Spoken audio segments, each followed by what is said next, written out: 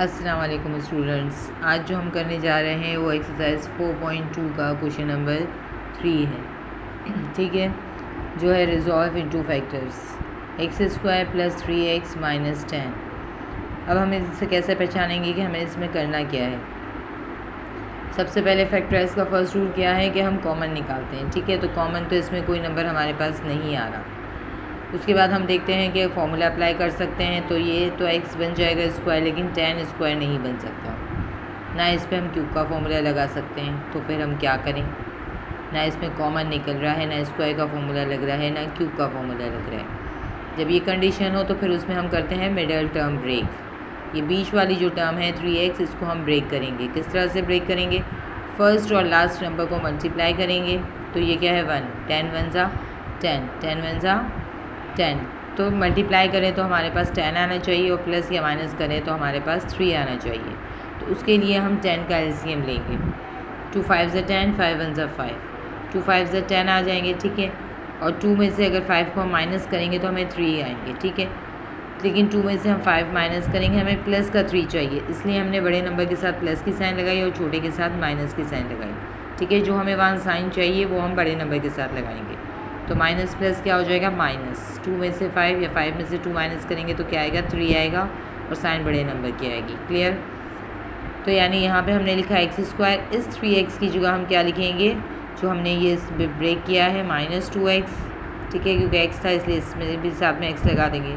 -2x + 5x में हमने इसको ब्रेक किया।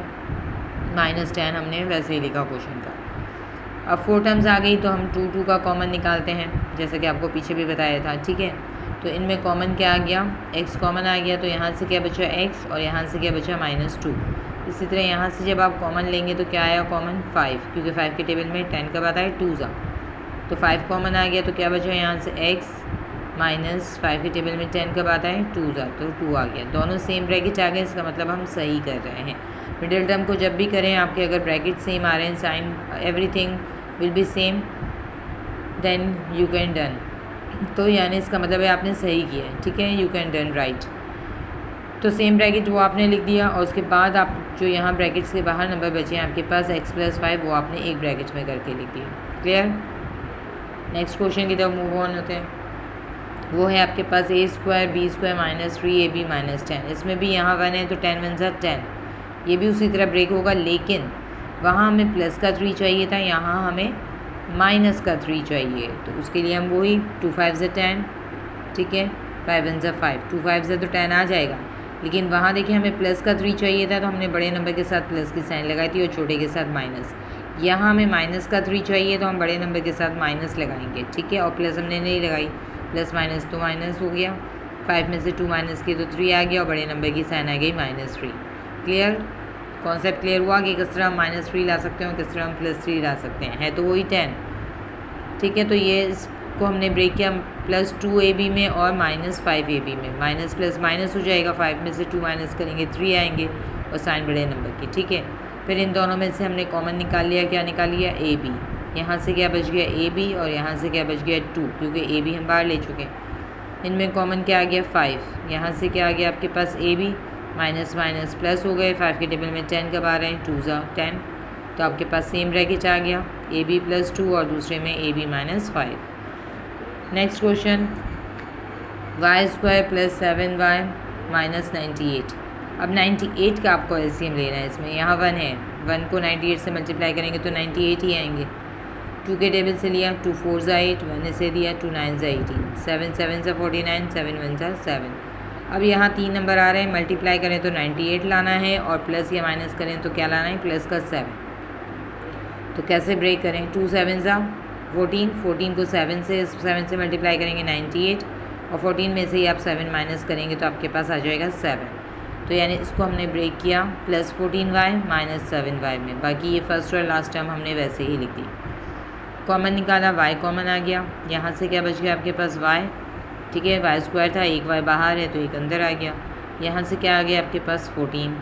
इसी तरह इन दोनों में कॉमन क्या है -7। ठीक है, यहाँ से क्या आ गया y, माइनस माइनस प्लस, 7 के टेबल में 98 कब आ रहा है 14 सा। सेम ब्रैकेट आ गए, वो एक दफ़ा लिख दिया जो कॉमन ब्रैकेट है, और दूसरे ब्रैकेट में y - 7। आई होप आपको समझ में आ रहा होगा।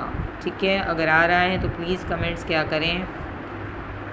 अच्छा, यहाँ पे देखें, यहाँ पे क्या है हमारे पास 24। तो अब 24 का हमने एलसीएम लिया। 2 12 24, 2 6 12, 2 3 6, 3 1 3।